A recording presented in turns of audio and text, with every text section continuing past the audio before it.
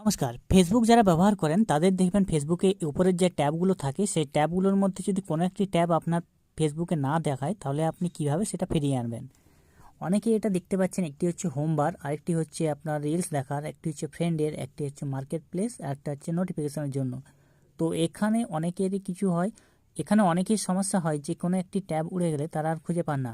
তো সেখানে দেখুন, এখানে যে রিলস অপশন রয়েছে সেই রিলস অপশনটা অনেকের থাকে না, কারো আবার ফ্রেন্ডস অপশনটা থাকে না, কেউ আবার এখানে মার্কেট প্লেস অপশনটা বদলে অন্য অপশন নিয়ে আসতে চান।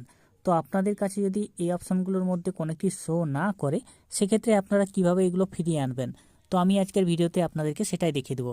আর অবশ্যই এরকম ভিডিও পাওয়ার জন্য টেকজাজ বাংলা চ্যানেলটি সাবস্ক্রাইব করে রাখবেন, পাশে রাখা বেল নোটিফিকেশনটি অল প্রেস করে দেবেন। ফেসবুক থেকে দেখলে পেজটিকে অবশ্যই ফলো দিয়ে রাখবেন।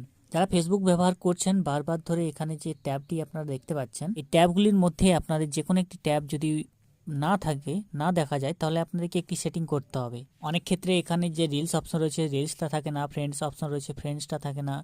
তো এইগুলো আপনি খুব সহজেই ফিরিয়ে আনতে পারবেন। তার জন্য ফেসবুক প্রোফাইলটা আপনার ওপেন করবেন। প্রোফাইল ওপেন করার পর উপরের সাইডে আপনার যে থ্রি বার্স রয়েছে দেখুন, এই থ্রি বার্স অপশনে ক্লিক করবেন। এখানে যে সেটিং আইকনটি রয়েছে সেখানে ক্লিক করবেন, নতুবা নিচের দিকে যে সেটিং আইকন রয়েছে সেটিং অপশন, এই সেটিং প্রাইভেসি, সেখানে ক্লিক করবেন। তো এখানে একটি অপশন পেয়ে যাবেন ট্যাব বার বলে। ট্যাব বার অপশন মধ্যে নিচের দিকে চলে আসবেন। এখানে রয়েছে যে প্রেফারেন্স বলে অপশনটি রয়েছে দেখুন, ওপরে প্রেফারেন্স অপশনের মধ্যেই পেয়ে যাবেন ট্যাব বার বলে, সেখানে ট্যাব বার অপশনে ক্লিক করবেন। এরপর ওপরে রয়েছে দেখুন কাস্টমাইজ দ্য বার অপশন, সেখানে আপনাকে ক্লিক করতে হবে। এরপরে নেভিগেশন বারগুলো রয়েছে, এখানে দেখুন আপনার profile, friend, group, market place, reels, gaming, এই অপশনগুলো রয়েছে। এবার এখান থেকে আপনি দেখুন পাশে রয়েছে অটো রয়েছে। তো আপনি অটোটাকে এখানে যদি কোনোটাকে ধরুন, আপনার এখানে যেটা রয়েছে মার্কেট প্লেস অপশনটি, আমি এখানে মার্কেট প্লেস অপশনটিকে আমি সরিয়ে দেবো আমার ট্যাব বার থেকে। তার জন্য এখানে হাইড অপশন রয়েছে, সেই হাইড অপশনে ক্লিক করে দেবো। এরপরে মার্কেট প্লেসটা হাইড করার পর হাইড হয়ে গেল। এরপর নিচে আপনি দেখবেন যে যেগুলো হাইড করছেন সেগুলো নিচে রয়ে যাবে।